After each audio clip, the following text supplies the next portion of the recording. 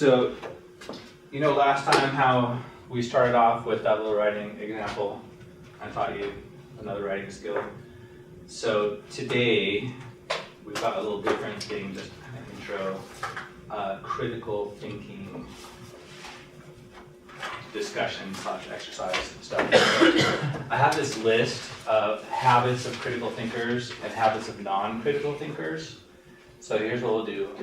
I'll read you at least one item. It depends how long our discussion goes. I'll read you at least one item from this list, and you tell me whether that's a habit of people who are critical thinkers or who are not critical thinkers, and then we'll discuss like how it applies to you or how it could, etc. So, okay. So here's one: people who live with their problems. That's critical thinkers or non-critical thinkers? Non, good. And the whole sentence is actually live with their problems rather than resolving them. So that's obvious, right? Why do critical thinkers solve their problems? Because if they live with all their problems, they couldn't think about other things critically. Right. Be too busy dealing with problems, huh? Why else? Why do critical thinkers tend to solve problems?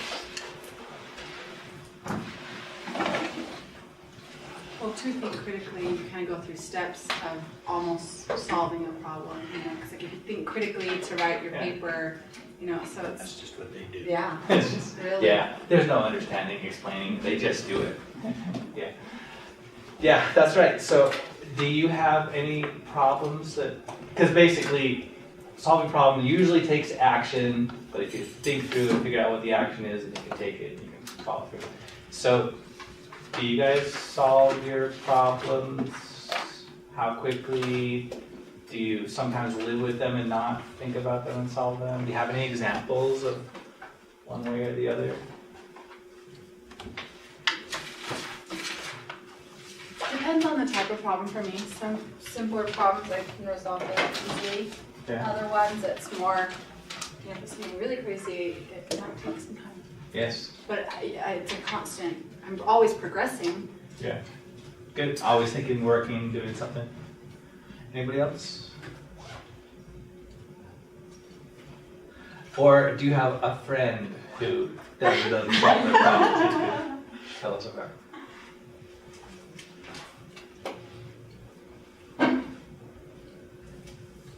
Blaine does. I kind of go in spurts, so I mean, I'll do it for a while and then I'm like, that'll wait. Yeah. We all procrastinate some. It's not like critical thinkers solve everything immediately, right? Sometimes we are tired or don't feel like it. As long as that's not our main habit. Huh? So, does being aware of that, that critical thinkers solve their problems, will that have any influence on how you act? When you have a problem, you try and solve it rather than living with it. So, just this little brief discussion doesn't make any difference yet. I think Yeah. A little more awareness. On a scale of 1 to 10, seriously, how much difference does it make? Next time you have some problem or something you just thought of, how much more likely are you going to do to actually fix it? So 10 is you're not even here because you left to go solve your problem. 8 is you figured it all out, or at least you figured that you're going to figure it all out, whatever. 6 is, yeah, I'm going to live differently from now on. 4 is, great idea, let's get on with class. 2 is what? What's up with 10. No. Yeah. This is a pretty short discussion, so I'm not expecting huge changes, but I'm just curious.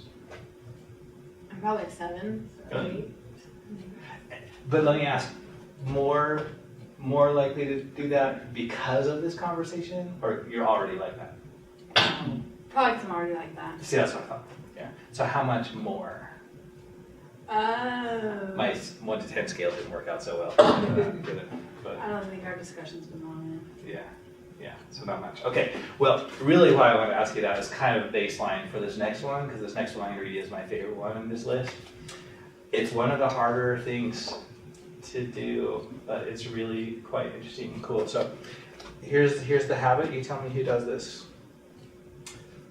View problems and controversial issues as exciting challenges. Could you read it again? Yeah, so these people, critical or non-critical thinkers, they view challenges and controversial issues not as problems and headaches and I hate this. Why is everyone so stupid except me? You know, but they view them as exciting challenges.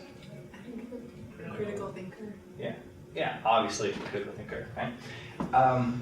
So tell me, we all have some problem or annoying issue that we do not view as an exciting challenge. So everyone think of one at least. Something that's a hassle that you're not excited about. Anything like Anything, yeah, anything. you cleaning feel- the house, I don't know. Sure, yeah, that'd be great. Or just scrubbing the toilet. Not What? exciting challenge. You're not a critical thinker. Just kidding. Getting other people to do their part in cleaning the house. And then think, does this quote change your attitude about that? Somebody volunteer one of your annoying things that we can discuss to see if this really applies. Because let's take scrubbing toilets. Take your example there. Is it possible to view that as an exciting challenge? It is. If you're a Mary maid, just kidding. If it's your job, you're getting paid for it. Woo! I just paid $7. Okay, Emmanuel, you say it is. So you or anybody, how can you do that? How can you make it an exciting challenge instead of an annoyance? Just play some music and improve things. Good. That's actually good.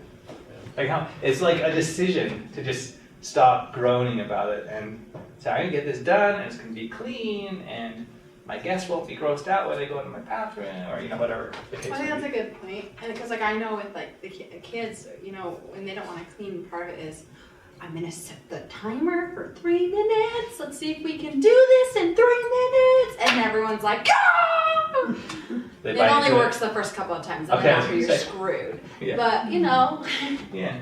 So maybe reinforce. See, that wasn't so bad. Anybody else? How do you make that an exciting challenge? Any other ways? Don't see it as a problem. Yeah, really that's what it depends on, is changing your attitude. By the way, do you want to know the very best way to get your bathroom clean and not mind so much?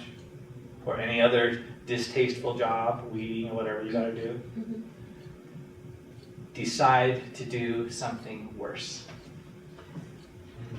Suddenly, like write your paper. Suddenly you're like, okay, write my paper. I'll just clean the bathroom first. It's true. There are a lot of people, I've heard a lot of people say that during finals week, their apartment is sparkling clean. So there's a tricky way, but see, it's attitude. I mean, our brains really work on comparison a lot, so there's a trick to do it. But somebody tell me at least one more thing that's hard to make an exciting challenge, some problem. Mom having cancer. Yeah, that's tough, isn't it? There are some things that are going to cause you heartache and you cannot avoid it one way or the other. So how do you make that an exciting challenge? Well, it's been pretty recent, so I haven't thought about too much, but lately I have been thinking about it a lot. And for me, it's not necessarily the excitement about the challenge, but it's like, now's a really good time to get to know my mom better. Oh, yeah. Because now that I'm an adult, it's like, it's not necessarily have to be that she always tells me what to do. It's we're both adults, like let's get to know each other Yeah, and feel good about things just in case things don't turn out okay. that's actually pretty cool. Who's seen that little thing going around on Facebook recently about the boy who knew he was going to die and he left some great legacy? I haven't watched it yet. Oh, I heard You about it. I've heard about it. Yeah, tell us about it. Like he wrote some songs, and I saw them before, like a year ago. Like he found out that he's dying. Yeah. He's terminal and all that, so Oh, is he the guy with kind of short, curly Yeah, hair, he wrote a guitar, song. really mellow acoustic sound? yeah. Oh yeah, I did listen to It that. says That's really really good, good. and I guess he died like 2 days ago or something. Oh, wow. So some guy did Ryan a documentary on him. Somebody? Wow. Well, it's like that book, The Last Lecture. Yeah, I'm like, what am I gonna leave behind type of thing. yeah, But I'm not known as cancer, so it's more, for me, for my mom, it might be something like that, but for me, it's more, what am I going to take from this? yeah. How are you gonna make the most of it, so it's Of the not, time we do have, yeah. yeah, That documentary kind of goes through the family members and stuff and talks to them too, so Yeah. that might be something you. That's great, I appreciate that. okay, that's cool. I'm gonna go watch that video now. Now I'm Yeah. even more, when a lot of my friends start posting something, I figure I probably should watch it, but I just haven't gotten to It was that. like 10 or 15 minutes long. Yeah? But it was pretty good. Okay, It's not Good. that long. that's cool. Well, if you can turn cleaning the bathroom and your mom with cancer into an exciting challenge of sorts, then you should be able to do it with anything, right? How do you guys feel about this upcoming paper that's due next time, the proposal paper? Are you excited? You can be honest now, too. It's Memorial Day weekend though. Oh, that's true. Yeah, I should have signed it before, huh? I'm just kidding. I have time. Yeah, This paper isn't as exciting to me.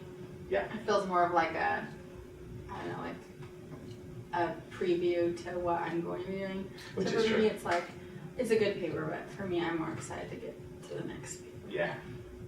Yeah, how I see this is mostly, especially the way we designed it this semester, is to get all your thinking thorough so that writing the paper is a breeze. So I think relatively. it's helpful that Yeah, but not super interesting. So, anyway, so take a second and think, how can you turn this paper over Memorial Day weekend? How can you turn it into, we still have one day before Memorial weekend starts, so. That's how I'm looking at it. you I'm take like, your try to laptop get to that the in, try to side get of it the done as soon as pool. possible so I can just enjoy the long weekend. Good, that's smart. The only decent way to live. That's what one psychologist said, postponing gratification. Good. Because if you take your books on vacation, has anyone ever studied on vacation despite the best intentions? Okay, you're amazing. But yeah, I'd take a backpack full of things to California. You got time, lay on the beach, nothing. So, I had a really big expensive test, and so I was like, you better study. yeah, okay, that makes sense. You're paying for it. Yeah, it's like, yeah, I don't want to pay that again. Yeah. Anyway, how do you turn this paper into an exciting challenge? Is it possible? It is. What's worse? Think what you're gonna do on Monday. What's worse? Okay, so motivation of getting the work done first so you can play and relax, and you're gonna have more fun because you know you accomplished something than if it was just floating to Colorado or climbing Grand Teton, whatever you're doing this weekend, or going to the beach or just sleeping. Procrastinate, then all Monday you'll just be worried about it. Yeah, I can't You do won't that. enjoy the day. yeah. Like, what if I get killed this weekend? I wasted all my time. Building character. Life is short, and it could be really short. What are we doing here? Order the pizza now. Well done. Yeah. Yeah, so if you're planning to die, that's one thing. Let's not say planning. Good, let's hope not. Picked someone, a dead person up yesterday. Someone fell off Bridal Falls. Last night about 8 p.m. Don't know who he is yet or anything, but be careful if you go up there. Small, skinny trails. It's a mess. Yeah. If he had been writing his paper, it wouldn't have happened. Exactly. Gosh. Writing your junior homework can save your life. Save your life, babe. Save it.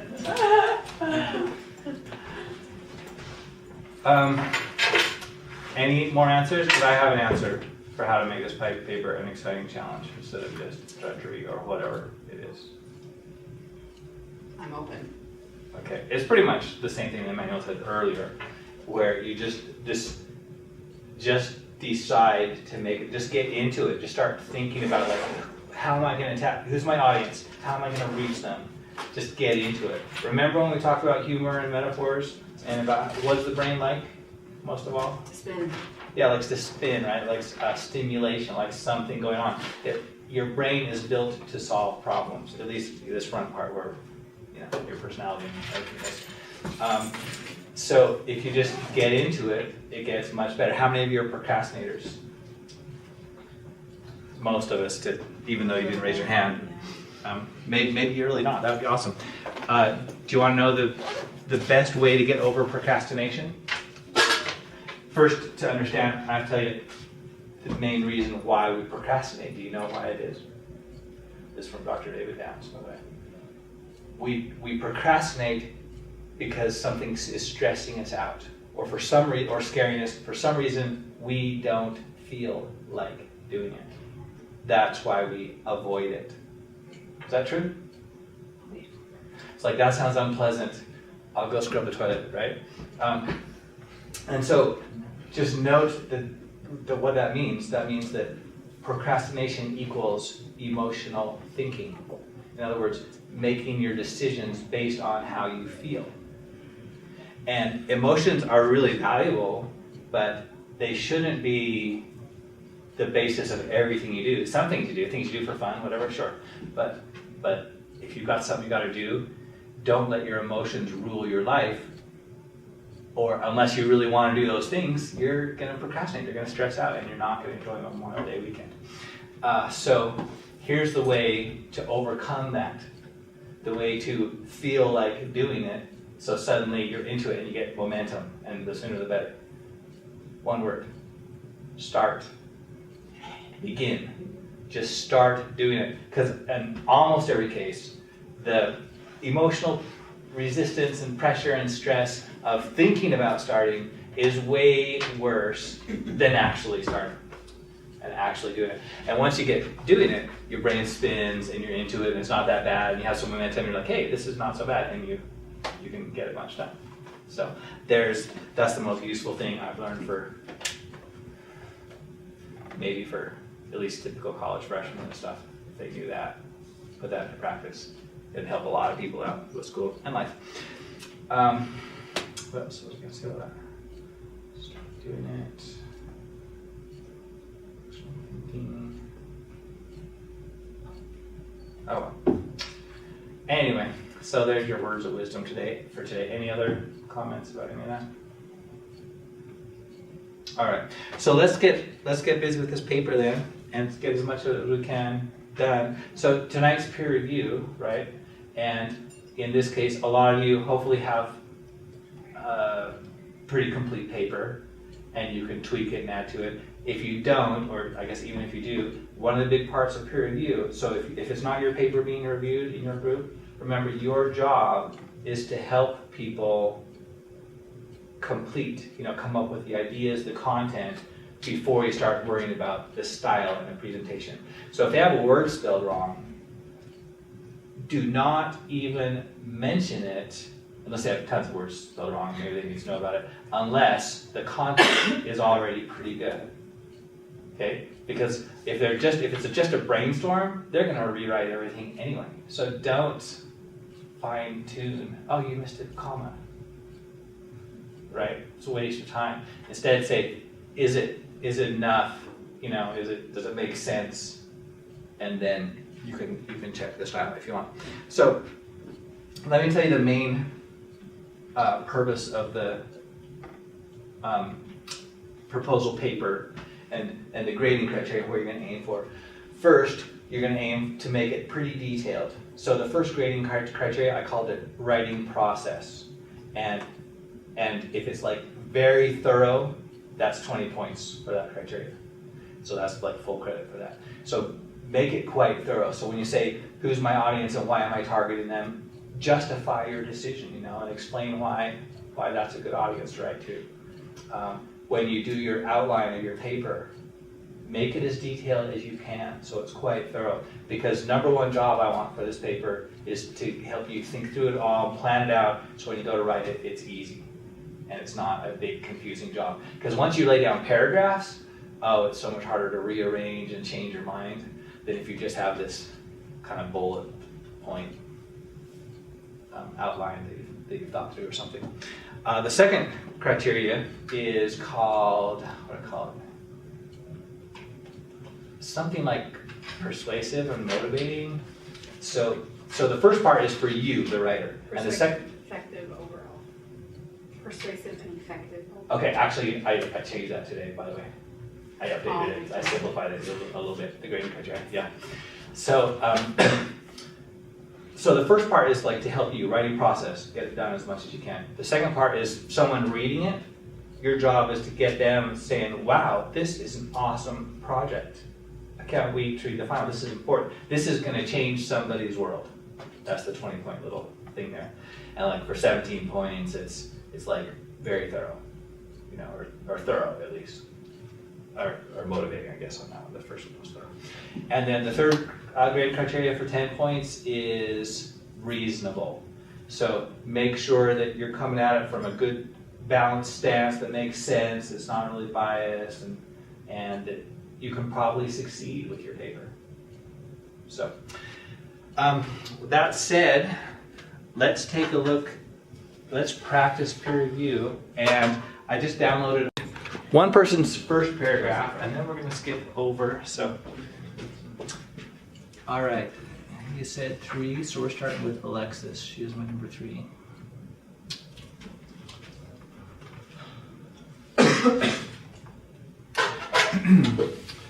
So, research question. Somebody sum up what you remember belongs in the section on research question. It needs to have a complex answer. Good. Somebody define complex answer, by the way, for as far as this class goes. More than one answer could be correct. Great. Yeah. Experts disagree. And so you can show it, you can manage that. Good. All right, anything else with the research question? That's pretty good. So yeah, but let's and has some other benefits, but we don't have to repeat everything we said last time. My research question is, how does being raised with abusive parents affect your own future parenting? Answering this question through the course of my research will help me to discover ways to help victims of abuse be confident in their own child rearing. Tell me your favorite parts of that paragraph. What do you like most about it?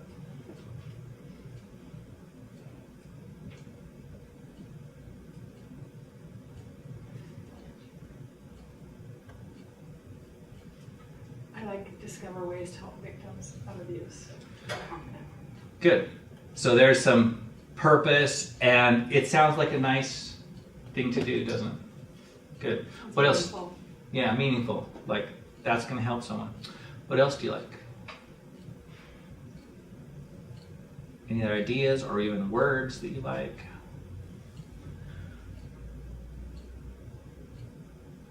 Affect your own future parenting, I guess. Good. There's an importance or significance in that. Yeah, there's a lot of value in that, isn't there?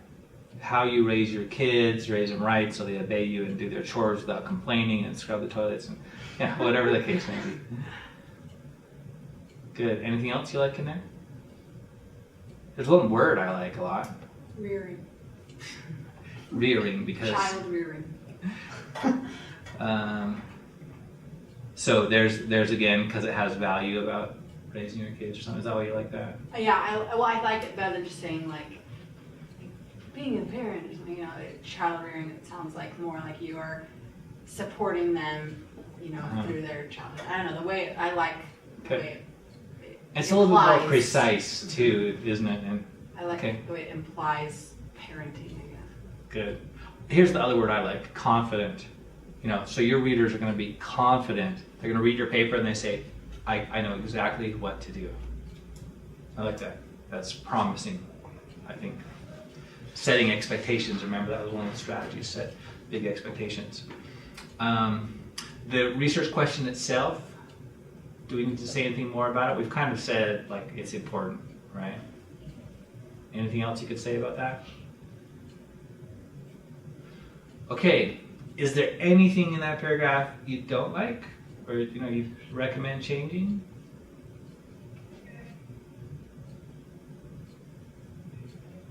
Is this how you wanted it? Is like the format and everything? Sure, just a bunch of Just like headers and this? Okay. like that, that's fine. I'm concerned about the content here, not worried about. I just wanted to make sure I was doing it the right way. Yeah, and this makes it really easy for you, because you see, you think through it clearly, you don't lose your ideas in all these flowing paragraphs and stuff. It makes it easier for you to write. No reason to make this paper harder than it has to be. And it makes it really easy for me to grade because I can see exactly what you're doing. So I think this is a great format for it. Any suggestions on this paragraph? I think the one. second sentence, Okay. because it says, it's a great sentence. For some reason, it's standing out in my mind. But answering this question through the course of my research will help me to discover ways to help victims. It just seems like that could be shortened a little bit, maybe. Okay. You know, because it just, I don't know, Just comes along. something maybe, and I don't know what would be right, but maybe something along the lines of, through research, I'll be able to help discover ways to help victims of abuse be confident in their own children. You know, Oh shorten yeah. it So up. having a Because it sounds like there's a lot of dependent needs and clause. whys, and help is said a couple times. And like we talked about in class, if you're gonna repeat a word, do it 3 times. To emphasize on purpose. Yeah. So I don't know. Maybe you could do something like that. Okay. But I'm not very good at this. Maybe not. I don't know. Yeah, that's fine. So did you That catch sounds good to me. what she suggested about starting out with a dependent clause? Through the course of my research, I will. So that's, some people call that a complex sentence, and having a few of those in your writing style makes your writing more interesting. So when you're taking that essay test and you do some short sentences and some long ones to get a higher score, also do some complex ones. And your teacher or your grader will think you're smarter, or at least you think you're smarter, and that will influence, put a little subtle pressure on them to give you a better grade. Let me ask about this paragraph. What did I tell you a minute ago to focus on before you focus on style? Remember that word? Content, yeah. So is this paragraph, does it tell us enough? Does it develop the ideas in depth? Or could we say more things about what's being said right here? Question part? What? In the question section, should that? Yeah, be like- the research question. Yeah, so like this is very clear about what the research question is, and it's also very clear about some of the value, why it's going to be valuable, and how it's going to help the audience. I think that's great. But if you read that paragraph, would you get excited about it? Or if like some of the things we've said in class, if Alexis added some of those things, would you get more excited about this project? And if so, what would you add?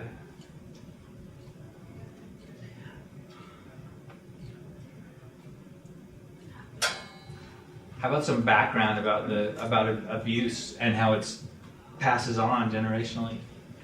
Chain of abuse, most abusers were probably abused, and it's hard to break. You don't have to go into a whole brainstem chemistry and all that kind of stuff necessarily, but I just remember you said, like, things you could say was what you already know and things you need to know. yeah, What you still need to know. great. And then we should- That'd be great. So how much, do you know a lot about this? Do you have a background in it? Yeah, some. Okay, good. Do you know what you still have to find out? Yeah. Okay. So those would be great things to add, huh? And then as people read this section, they're like, oh, I see exactly where you're going, and it brings it to mind for them and stuff. So yeah. Well, we talked about, I'm taking a psychology class also, Uh-huh. and we were talking about abuse, and there's a lot of kids who say, I'm never going to be like that. I'm never ever going to be like that. You bet. They say And that. then when they get older, they don't want to be like that, and they don't mean to be like that, but heat of the moment, they watch, I don't want to get too specific, but in psychology we're talking about, they watch dad hit someone all the time, and they never do that. But in the heat of the moment, they hit someone, and then afterwards they're mortified with themselves, saying, I'm never going to do this. How come I did that? Just because heat of the moment, you imitate what you see. So I don't know how much your paper goes into something like that, but if I were to write a paper like that, that's something that I've learned a little bit about. So I might say, give a little bit of insight into something like that. So maybe, and we don't have the rest of the paper, but whatever you feel like you're delving into, you can get like a little bit of a teaser or something. How many of you feel like Chelsea's idea would make that paragraph even more interesting? Just one? How many think it would not make it more interesting? Okay, that's what I thought. It wasn't a vote against it, it's just not a vote for it. I thought that, and then again, same thing happened last time, that information that you're saying would make this, that would make this paragraph interesting would come a little bit later, whether it's in the purpose Uh-huh. or, because that's what happened with mine. Like I just did like 2 questions or the basis of my question, Yeah. and then I explained more on it after. Yeah. And as I was glancing at this paper, I was kind of aware of that same Okay. thing a little bit. But it might be better to, if you just have a short to the point, I would say it'd be better to overlap a little bit because I think when you're talking about research question, if you can make it seem like really important, so when people move on to the next section, you're like, oh, that's really important, even if it repeats a little bit. And also in the paper, It sells the paper a little bit more. also in the paper, you're gonna have a couple different claims. So maybe, I really want to emphasize this claim later on in this paragraph. So maybe take one of the claims you might not necessarily have made an entire paragraph or 2 out of it, Yeah. and maybe put that in there. That way you're not necessarily being repetitive. Because it's still a point you're going to be making. Yeah, I figured for this. Good point. Yeah, if you put your research question first in your paper, it's kind of like the introduction, so you can mention some things and later go into more detail. That would be great. Yeah. Very good start. Good ideas all around. Okay, let's look at the next section. Purpose, the action purpose. My action purpose is to show victims of abuse that they can be good parents or mentors regardless of their own childhood. There's no reason to be afraid of repeating their parents' mistakes because they have shown them exactly what not to do. It's up to them to break the cycle of abuse. This is important because breaking the cycle saves future generations from the pain of abuse. You guys like that? It's good, right? It's important, it's all that stuff. But now, after all the other stuff we talked about, I'm realizing if you had mentioned how it's hard to break the chain of abuse, and then you say, I'm gonna help you break it, it makes this part sound even better. You're like, oh, it's like creating a gap, isn't it? It's hard to break, this is a tough chain. These are 2-inch thick steel or iron chain stuff, right? And then you say, I'm gonna show them how to break it. Then, yeah, that would be really good. So one way, if any of you get stuck, you just have a little paragraph and you're like, I've said everything I have to say, what more can I say? What I suggest to you is try free writing. Do you know what free writing is? We discussed that a little bit, some of you know. Just put your cursor at the bottom of your paper if you want and just start writing about it. Just start, or talk out loud, pretend, hold your phone up to your ear if there are people around and just explain it, right? So people don't think you're crazy. And just let your brain kind of process it, and you'll come up with some good points, and then stick those in your paper. Just develop your ideas a little more thoroughly. That's a good skill to have. All right. Any other comments on purpose here?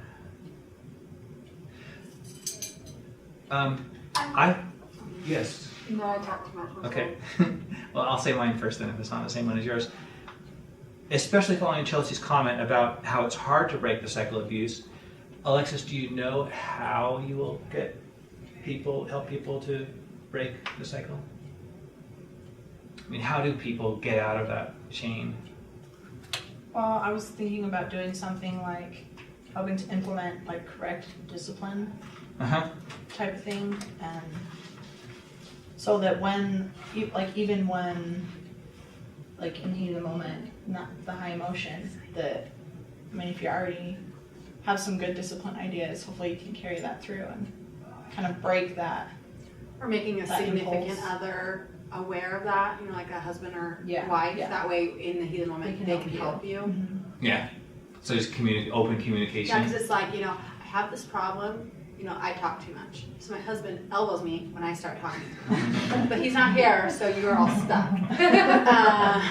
So, you know what I mean? So if you have someone there to hey, and pull you out of the situation, or, bring that tension down. So here's an example of complexity, because those are both excellent ideas. There's no one way to break this cycle. I think that's a great idea. And so if you really want to show off the complexity in your paper, say there are lots of ways. You could mention Chelsea's idea briefly and say, but this paper will focus on discipline, and how addressing things early before you blow up and having consequences, whatever you want to put in there. Yeah, I love it. Do you talk about discipline later in this paper? Yeah. Okay, all right. I'll be curious to see where it fits in. Okay, any other comments on purpose? So again, if you can develop that a little more detail, I would say aim for 3 times 3 paragraphs like that at least. So about 3 times that much would make a quite thorough paper. Could do more if you have more things to say. Make it really thorough. That'd be awesome. Because really, this is like such a casual way to write this paper, and you're just putting your ideas down. But the more you do here, you're just ready to go on your next one. So 3 triple as much as here for a bare minimum thorough, or at least a minimum thorough. And you could probably do 6 times that, and it would be extremely thorough. Part of me says, why did I just ask for more grading? But helping you guys with your papers is more important. So, and I'd rather see great papers anyway.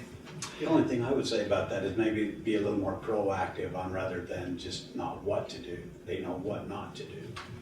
What can you do to avoid that?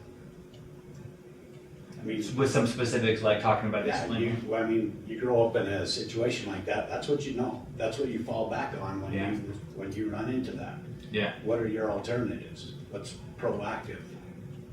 I like that. And in fact, even when she mentions they know what not to do, see, you could elaborate. You could talk about these people who are growing up worrying about getting punched in the face or whatever, or arm twisted, who went to school wearing long sleeves to hide the bruises. See, if you talk about this kind of stuff, their history, people can read that like, oh my gosh, this matters. I love this paper. I want it to succeed. Building that significance to build that gap. Yeah, good point. Anything else on this paragraph? I'm curious what the narrow audience is going to be. I have a few ideas, but there are lots of them that could work. But let's see how it comes out. Is that big enough? Let me zoom that in a little more for you.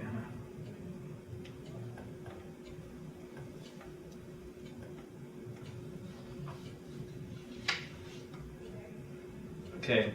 My audience is my friend Larissa, who was abused as a child and is considering becoming a mother. She is afraid she might be a bad parent because of how she was raised. I'm choosing her for my audience because I care about her and I want her to know that she can be a great mother. She is also representative of a bigger group of abuse victims who should hear the same message. I'd say that's pretty specific. I'd say so. And I'd say I did not see that coming. That was not one of my guesses. Do you guys like that for a narrow audience? It's really narrow.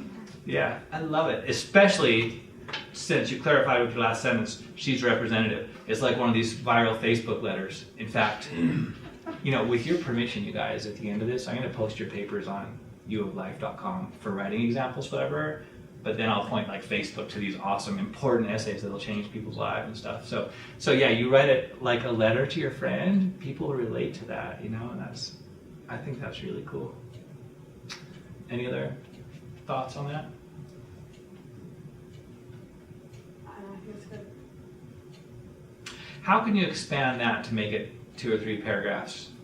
Because it pretty much said, if you can think of more content to say there, that's fine. Nothing comes to mind right off the top of my You head. might be able to say how long you've been friends with her or something, because sometimes creating that attachment, it's not that you met last week or something, we were raised together, or we've been in this, or, sometimes that will help people relate even more, because it's like, you really care about this Larissa chick, Awesome. Yeah. That'd be good. Talk about good pathos, emotional appeal, and good ethos. It's like you, the author, are someone who really feels strongly about helping these people. That's good ethos. Okay, good. How many key ideas how many main points, how many claims or something are in that paragraph?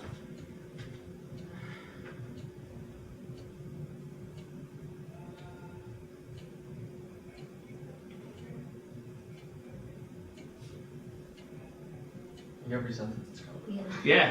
Yeah, 4. I saw kind of 4 in there too. You could easily turn every one of those into a full paragraph. There's a good way if you want to turn your writing into more. just underline or circle each kind of key idea you've got, and then make a separate paragraph for each one. You can easily come up with things to say about it once you see what you want to write about. So, friend Larissa abuses a child considering becoming a mother.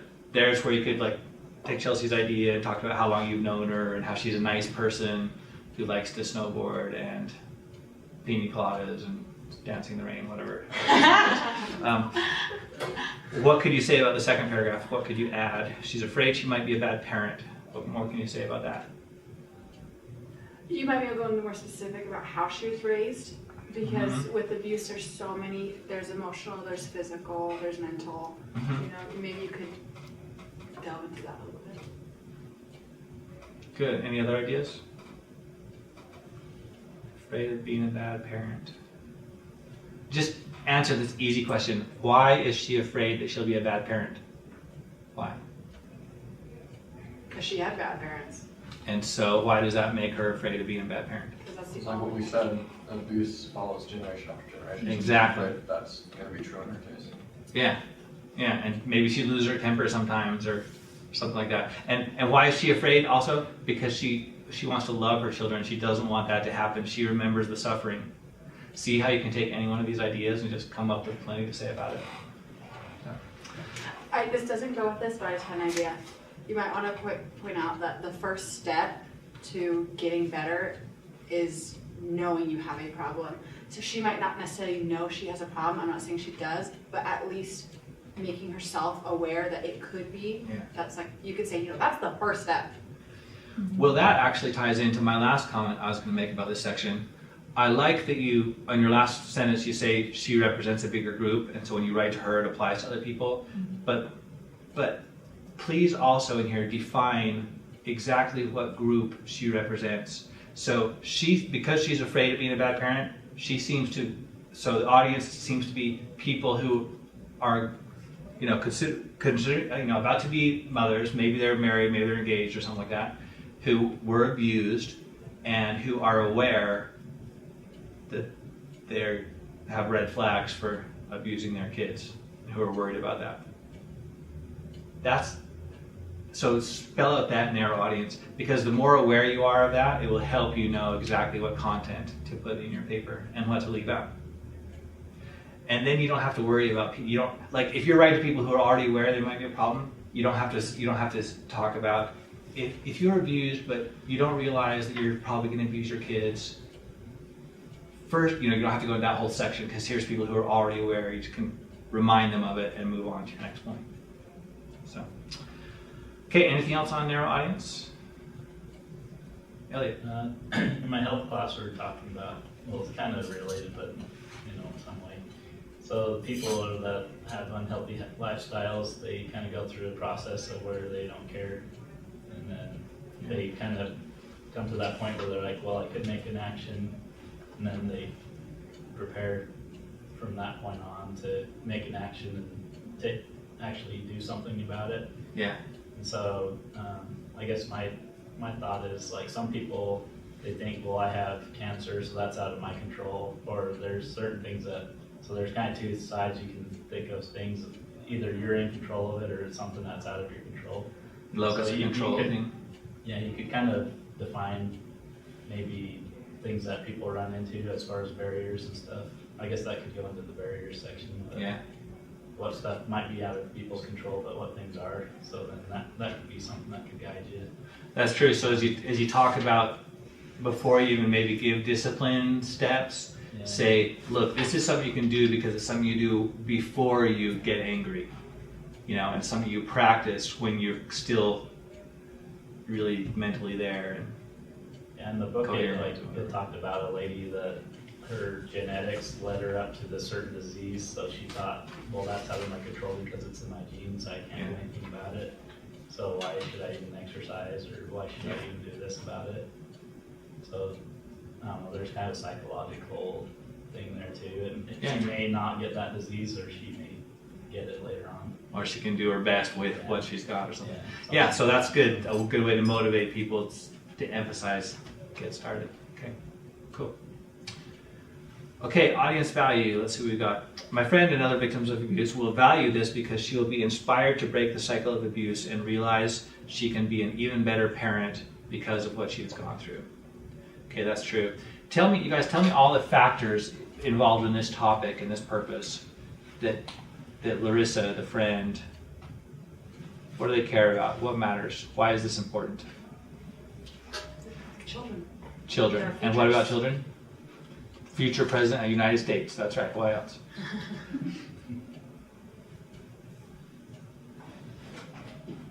Why do we care about children? Because they're cute and cuddly, aren't they? They're innocent. Yeah, and they're innocent. Yeah. Well, and she's also been there, and so she doesn't want her kids to have to go through it. Okay, so the suffering, the fear, what else did she experience that she doesn't want for her kids? The Well, now distrust, she's going through anxiety. anxiety, good. The bruises, broken bones.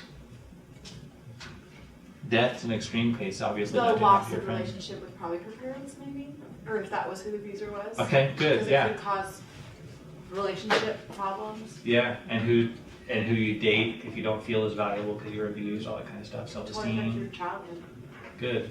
The law, dealing with teachers who accuse you of what you're, abuse, whatever. Heaven and hell if they're religious. That kind of religious. Any other values or anything positive or negative that make this important? Well, what could make her care more is what her current situation, so she doesn't want her kids to end up exactly where she's at this point. Yeah. Or she's at a crossroads of, Yeah. Or like, she's I could go really- this way or I could be like my parents, or, Yeah. so they don't want, maybe she doesn't want her kids have to make that choice later on. Her measure of success is if their kids just go into wedded bliss with no worries about that or something. And there's probably a lot of shame or embarrassment Good. that comes with that. Yeah, that's another good value in there. Right.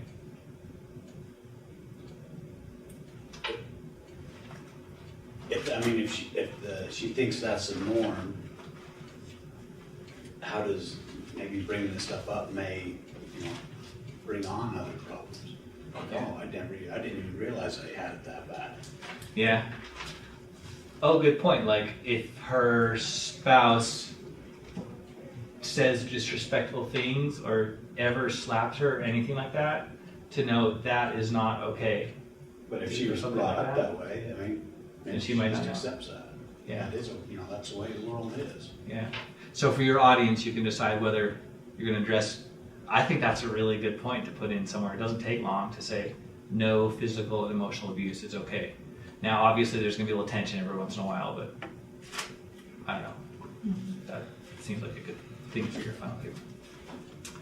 Any other comments on that one? I don't want to, content, I guess. The way that it's currently said, it makes it sound like she needs to be inspired to break the cycle of abuse. But in the first paragraphs or two, it sounds like she has already been inspired, she just doesn't know what way to go. Does that make Yeah. sense? Like, She's so she knows motivated. she wants to change and she is inspired, but she just doesn't know where to go. So I guess to me that paragraph sounds a little bit, to me, maybe I'm wrong, but to me it sounds like she doesn't yet know that she needs to change something. Because like you need to be inspired to do this, or you're like, Yeah. I think she already is inspired. And yet, knowing the steps to take, maybe a little motivated to actually put a plan into action because she doesn't know the steps yet. Yeah, so rather than saying maybe, like, saying that you need to inspire her, maybe, she's been inspired, but she's lost, and this is going to direct her, Speaking of that, another value could be information, because once she just has the information and steps and knows how to do it, it makes it much easier for her to have a plan and succeed than just going in with willpower. I'm not going to slap my child. I'm not going to scream at him. I failed. I'm a loser. I'm going to kill myself. Become aware of triggers, too. Yeah, self-awareness. Because if you know your triggers, or you can try and avoid them. Yeah, that'd be good. Now, obviously, if you incorporated every idea we come up with in class, that's too much to handle in a 10 to 12 page paper. but it's good at this point to brainstorm them and decide what's gonna fit in. And some of them you can treat just briefly. You know, you could mention, here, I'm gonna tell you, in fact, here's how your paper could come out to add complexity. You could say, I'm gonna tell you 5 steps, and I'm gonna go into depth on one of them. So know your triggers. Open communication with your partner so you have support, whatever else, and now I'm gonna go into depth on discipline. That'd be cool. You don't have to go in depth on everyone. Okay. Well, especially in this situation, like she knows her audience way better than any of us do. Yeah. So like, it's really kind of up to her how she wants to go at it. Yeah. Like maybe her friend doesn't know that she can't break the cycle, or maybe she is inspired. We don't know, you know. So it's just kind of up to her to identify what her audience values are, because I have no idea what her friend like actual stance is on abuse. And Alexis, let me ask you this. As you write to your friend, are you really planning to, I mean, is it really a paper for anyone like that, and it's just put in a form of writing to your friend? Kind of both. Okay. Yeah, I'm glad it's both, because, like,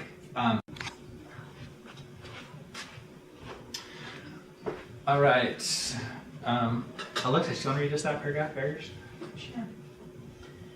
She's afraid she might be a bad parent because of how she was parented. She's also afraid that in trying to give her kids a childhood she never had, they might become spoiled brats. I can help her overcome these barriers with research and logic. She can use her experiences as a tool of knowing what to do right because she knows the wrong. Also, what we typically know as spoiled brats are just kids that are undisciplined. In order to cut down on brattiness, she can teach her kids that sass is not tolerated using correct discipline. She can decide now what the rules and proper punishments will be for her kids so that they can be correctly disciplined without abuse. That's nice. What do you guys like best in that paragraph? I like the 2 sides of the scale. You know, she wants to give them a good childhood, but they don't want to become spoiled brats. I like that Yeah, me too. a lot. And I like your little insight about most bratty kids are just undisciplined. Yeah, Great So ethos again, and insightful. I really like this paragraph. Yeah, Kevin. I like how she gives step by step, and also like, I think it's good that she mentions like logic in there, because obviously like when it's emotional stuff, sometimes when we're emotional we lack logic. Yeah. So that's definitely like a barrier, is trying to like find that logical ground. You know? Yeah. Because sometimes people are illogical when they're emotional. Great. Any other thoughts? Let me clarify something then on barriers. Your 2 first sentences, I think you kind of define the things she's facing, her challenges kind of stuff. But think of barriers like this. Think of barriers as, like, if your advice is going to say, learn how to discipline properly, what's stopping her from disciplining properly? So, afraid of being a bad parent, that's not stopping her from your purpose. In other words, barriers to your purpose, whatever your goal is. So, She's unaware of correct discipline. exactly. Yeah, if she knew the steps, she would probably do it, wouldn't she? I mean, if she's your friend and we're trusting she's an awesome person, and would do that. That is the best barrier you can have. If the barrier is just ignorance, just don't know, just need the information, and then I will do your purpose, that is the easiest for you as a writer to overcome, because you just supply the information in a clear way, keep them interested, and you win. Your purpose succeeds. So that's a great one. Anything else that would stop her from disciplining appropriately? You had a good one. If you don't know about it, how can you stop it? Yeah. So there's the ignorance one. Okay. Could it be fears? Are there? Yes. You guys, Or is that peer pressure, like is there peer pressure to abuse your kid and to not discipline? In some circles, yes. You know, if you're for some redneck, beat him up or he ain't gonna turn out good, you know, Yes. that's, Environmental, yeah. fits your culture. Depends on your people Yeah. around you. that can be true. So if you want that to be part of your narrow audience, like a culture that believes in spanking or hitting or whatever, you know, then you could address it. If it's not part of your audience, you don't have to worry about that. What about her own temper? You might say, just, you know, send her a timeout, do this, that, the other, but sometimes she's going to get mad. Mommy needs a timeout. Yeah. Maybe abusive adults are just undisciplined. Maybe they're just bratty adults. They just happen to have some fists and stuff to go with it, which is too bad. what other barriers would stop her from disciplining? It's going to take patience sometimes, isn't it? And her kids are going to resist sometimes, aren't they? They're going to keep complaining and crying because that's what kids do sometimes. I think also beyond this, beyond just how to discipline, Yeah. you have to understand children, because children don't necessarily have all the cognitive, you Right. know, ways to, you know, sit in the corner and think about what you did wrong. If you tell a 3-year-old, they're going to sit there and pick their nose, and it's not going to do them any good. So they're not going to think about what they did wrong. You have to understand, you know, so maybe she needs to take a class on understanding children, so that way she knows how to get to their level, so they can both communicate and avoid, you know, tempers or. You know, this would be a good thing to add in your section on barriers, everyone. List the different barriers and go ahead and list your strategy for getting past those barriers. Okay. I'd say like a barrier is every kid's different. Like, True. you don't like what works with one kid doesn't work with another. Yeah. So So true. And maybe recalibrating expectations. If you think all your kids are going to be perfectly dressed and cute and yes, mother dear, you know, all the time, that's not realistic. So let them whine. One of my favorite stories is the mom's got a little 3-year-old in the store and the kid wants some candy and mom says no, and the little kid, actually it was a little older, it was older than 3, it was like 7, starts throwing a tantrum, laid down on the floor and starts hitting and kicking the floor. So mom got right down there with him and started hitting, clicking the floor, and the kid stopped and looked at her and said, "Mom, you're embarrassing me." That's awesome. Yeah. Yeah. So not expecting them to be perfect, so you can be a little more tolerant when they don't want to go to bed and whatever. So anyway, any other barriers you can think of that would stop them? Well, that's a whole nother, what you said brings a whole nother thing, because if you tell your child no, and then just because, you know, you're in a store and you're embarrassed, and so you give them, you know, you do the other thing, and you give them the yeah. chocolate, you're then teaching them throwing a tantrum is an okay thing. That's how I'm going to get what I want, which can then hurt her because it can maybe bring her to that level of where abuse is possible. Yeah. So maybe she needs to understand, if you say something, you need to do it. And if you want to add that to your paper and it looks like you're interested, look up, it's classical conditioning. The longer you resist, no, fine, here, the more they think someday this is going to work, and they'll do it 1,000 times and not give up because they'll think maybe this time. It really reinforces behavior.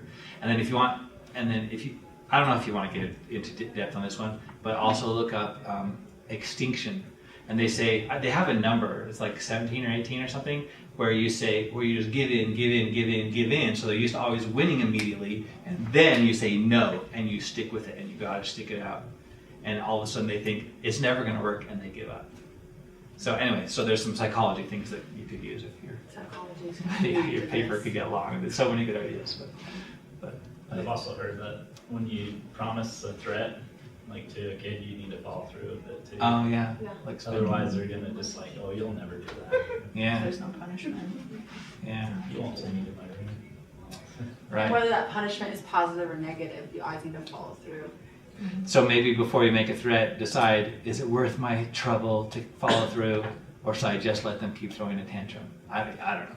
Figure all this out, please, and put it in a paper. Great.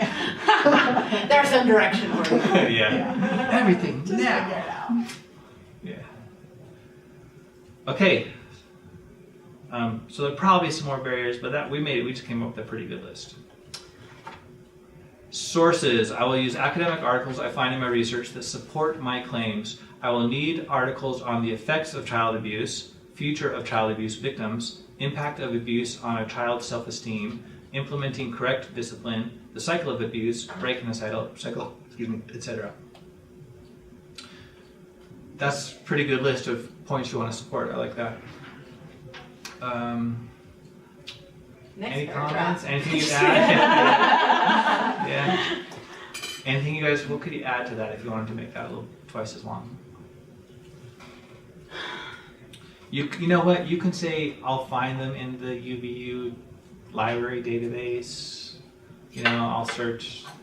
You could say a little bit more about your research plans. That would be fine. It's kind of obvious maybe to most of you, but it wouldn't hurt to state it. Because someone reading your paper, it will give them that much more confidence that you know what you're doing. you know how to find those articles, stuff like that. Anything else? Yeah. Maybe some statistics or other things, what type of content you want to use, like if you're using numbers or if you're using other Good. type of. Yeah, some of these things she mentions would be good for statistics. Others would be quotes from experts. Appeal to authority wouldn't, like renowned child psychologists who give their advice. You know, and maybe you could mention you want current stuff that's based on research and not just someone's opinion or something. Yeah, those are good ideas. Anything else for that? Along with academic articles, you may want to have some quotes from people that have been abused. Oh, that'd be great. Yeah. So those could even come from blogs. Those don't have to be academic. That's just anecdotal. Those are just examples and insightful little things. And that would really add. Oh, and you can. So if you add that, you could also explain why you want those. It will really put a face on abuse. It will help. It'll help your audience know that they're not alone in their feelings and their experience, and that can be encouraging. Yeah, that's a great idea. Any others? Okay. Bias. I too was abused as a child, and I feel strongly about breaking the chain of abuse and raising kids in a good way. I will pay strict attention to my feelings when writing and not allow my paper to become biased. I will have a family member periodically proofread my writing. They know me better than anyone and will be able to tell where my bias may be leaking through. What do you guys like about that? Like a plan to overcome her bias. Yeah, I love it. Detailed plan. I didn't even expect that in here. That's good, insightful thing to have. Good self-awareness. When you say pay strict attention to your feelings, not allow your paper to become biased, maybe you could explain how it would become biased.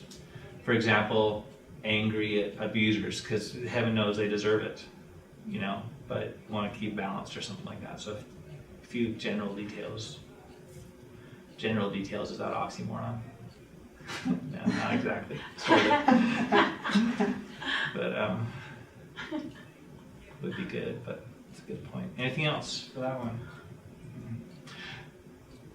You could mention specific areas, you know, like when you're talking about the abusers, if part of your paper even talks about abuse. I don't know if you even really go into detail on that. Any other specific areas where you might feel bias?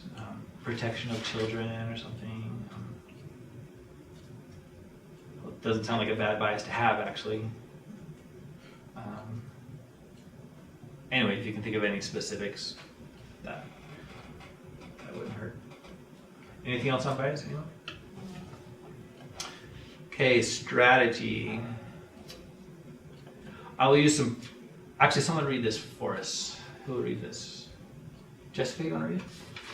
Okay, Marilyn, you want to read it? I will use some personal experience in my paper, both with being abused and currently working with children. I believe my purpose will be stronger coming from someone who has experienced abuse and the stresses of taking care of children daily. I will use concessions as well. I'm not asking my friend to be a perfect parent because your kids won't be perfect either. Parenting is a work in progress, and both she and her kids will have their bad days. I'm just encouraging correct discipline, especially on those bad days when emotions run high. I will use starting statistics to pique her interest and metaphors to help apply my message to her. I will use good organization with small paragraphs, good grammar, and short sentences. I will most likely use a support structure because I know I can do that and come across well. How do you guys like those strategies? I think they're good ones to have, but I think you could go into some a little in more detail. Because like, my little brother, he's in like 9th grade, he did not read The Hobbit, although his English teacher thinks he did. And we read the paper and it was like, Sean, did you read the first page? Because it just said, I like The Hobbit. The Hobbit is good. I'm glad I read The Hobbit before watching the movie. So it was like, what do you mean The Hobbit was good? Like, what was good about it?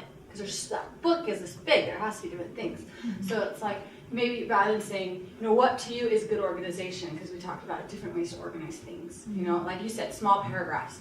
Or like, you know, like some of those things sound like, almost like, they're not that it sounds bad, that's not what I mean. But, you know, it's almost, just Going in too another little. direction. Yeah, you need to say, you know, go into a little more detail rather than just listing all in one sentence, because that can help add some length.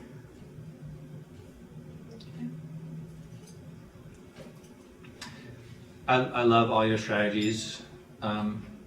Yeah, to go into be like the extremely thorough one. Like Chelsea says, give a little more detail on a few of them. You don't have to talk about more about good organization, small paragraphs, good grammar. I think that's totally adequate. I mean, That was just the first thing my eyes yeah. caught. I mean, you could say, why will you do that? Because it'll make it easier to read and help your ethos and stuff. You could make a new paragraph about support structure, because your audience is not going to resist your paper. You don't need to lead them along to find an answer. You can just say, look, here's what I'm going to tell you, and then just deliver it. I think that's a good choice. You could talk a little bit about why you're doing that. You could throw little concrete details. I think this is what Chelsea was saying. You don't have to be a perfect parent. You could say you're going to lose your temper sometimes. You might even spank your kid. Slap. Minor things, whatever. But as long as you have general control, as long as you get the discipline thing work, whatever. Anyway, a little more detail could be fine, but quite good. Any other comments on that part? Yeah. I like the use of metaphors in there a lot. I think that would be, that's such an emotional subject that may be a way to kind of lighten it a little bit.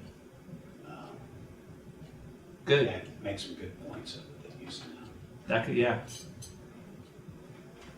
Yeah, that could be good.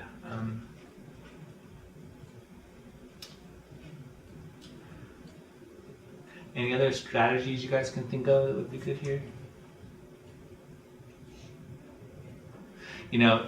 This is enough, especially if you give a few more details, that's enough. You put some good thought into it and have some great ideas. You don't have to come up with a billion strategies. There are other ones I'm sure you'll add in there, but again, think through your paper, get a lot of your thoughts down on paper so that give yourself some direction when you go to write. Any other comments on strategies? Okay, let's look at the outline. Introduction, personal experience, and thesis. So on this one, when you do your outline, if you add a little more detail, like what kind of personal experience of when I was 9 getting hit and how I felt, like that would be great. And then thesis, you could state roughly what the thesis is, whatever. That way, think of it like someone reading this outline and you want them to get a feel for your paper.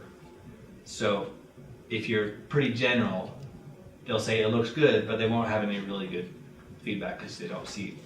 So the more specific it is, the more specific sense they'll have of your paper. Okay, and then cycle of abuse, importance of breaking that cycle, effects of abuse and future outlook, negative connotations for child abuse victims becoming parents themselves and how to find the positive ones, address barriers, show ways to discipline correctly, show how experiences can be used positively, conclusion, restate thesis, urge to break the cycle and believe they can be better parents than they were raised. Okay, what do you guys think? I really like that sentence. I think it's really beautiful. Yeah, that's probably even a nice way to state it for summing up and closure and a new little insight. That could be a good conclusion.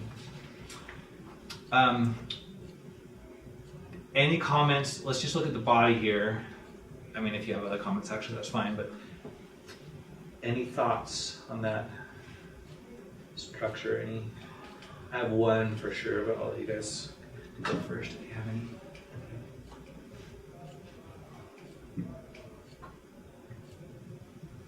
Think about the person reading this paper and how they're involved and how they're interested and what they want to hear next and next. Elliot. You mentioned metaphors. You can pick a couple things in there from your body that you want to apply metaphors to. That'd be cool. Yeah, you could totally add that to your Say this might be an easy topic to apply a metaphor to. Yeah. Or some might be more complex than others, so you can pick something that's more simple. Yeah, or maybe say, this is a really important point, so if I can think of a good metaphor for it, I'll put it there. You don't even have to know your metaphor yet. Great. Can you zoom out a little bit? I want to be able to see the whole body. Yes. Here, let me do this.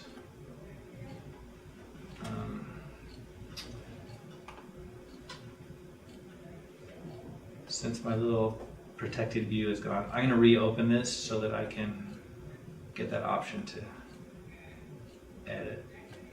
And then I'll make it all single spaced. Why is not giving me that paragraph option? But type in view, you'll need to save a copy. Or enable editing. Oh, I just closed that again. I didn't tell it to enable editing. There we go. Thank you for pointing that out.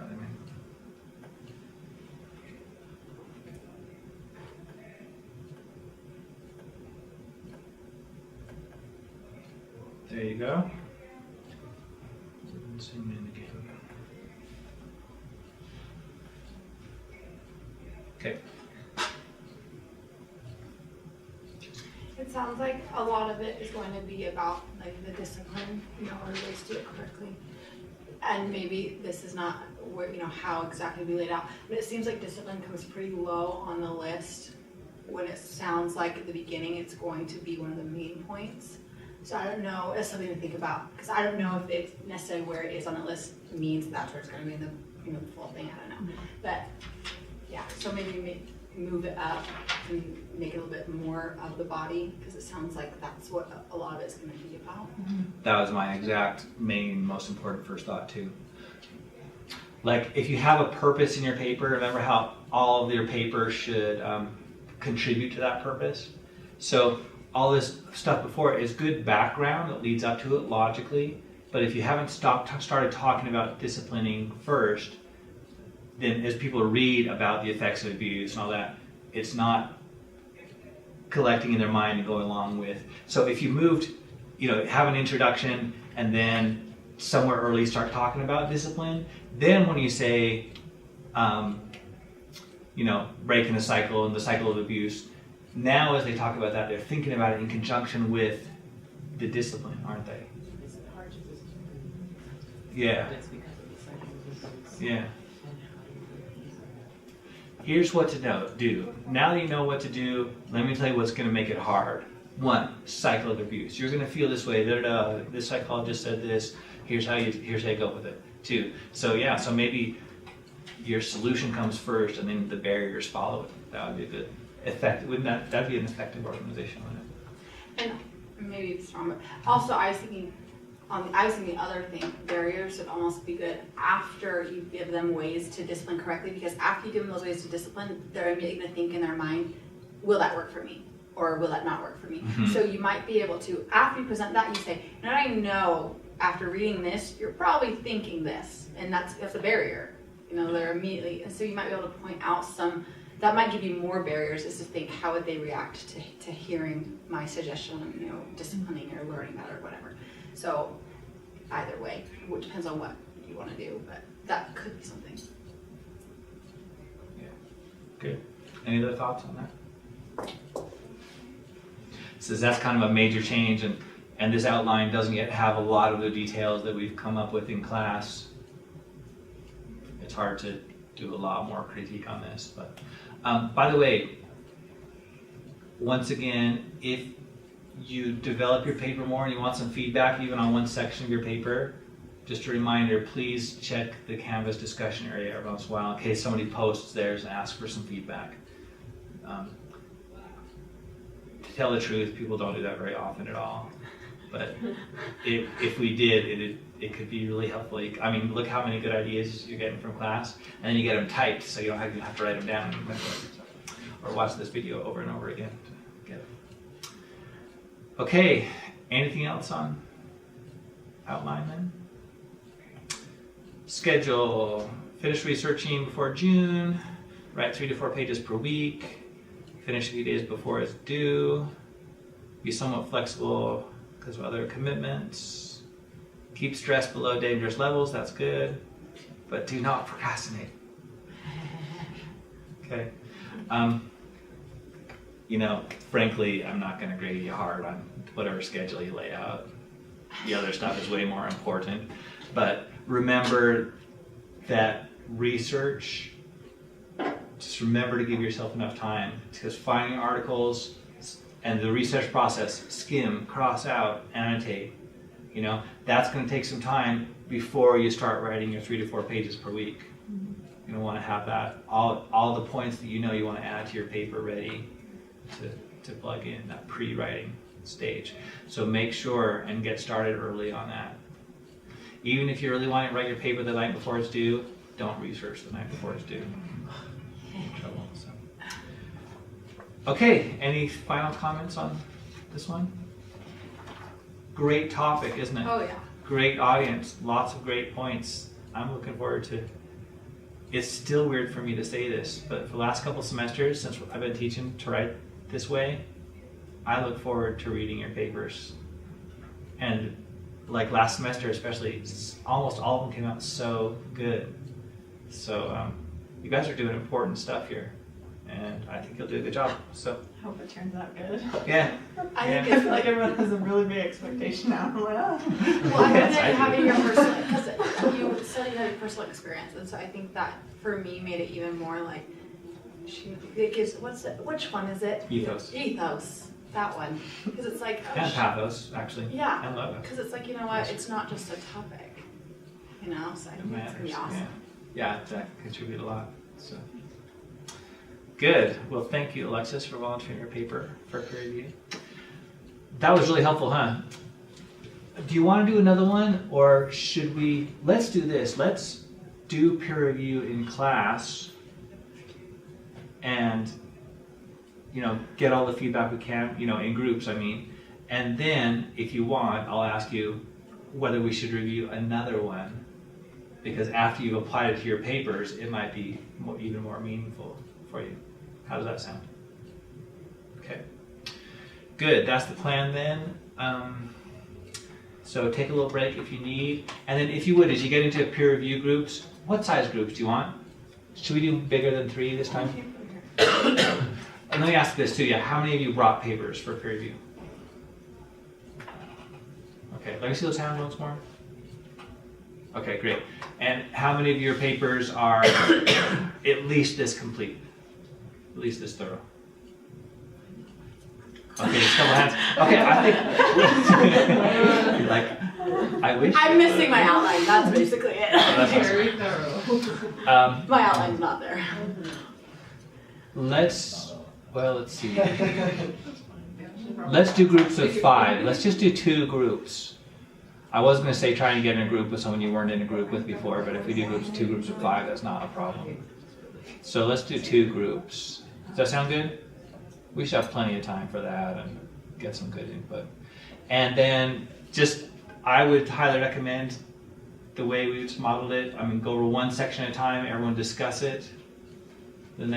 Otherwise it's too much to remember and all. And when you get good feedback, write it down. In fact, ask your group to write stuff down for you too, to help you if you can't jot other ideas down. All right, so go ahead and take a 5-minute break if you need it, and then we'll get in groups and get started.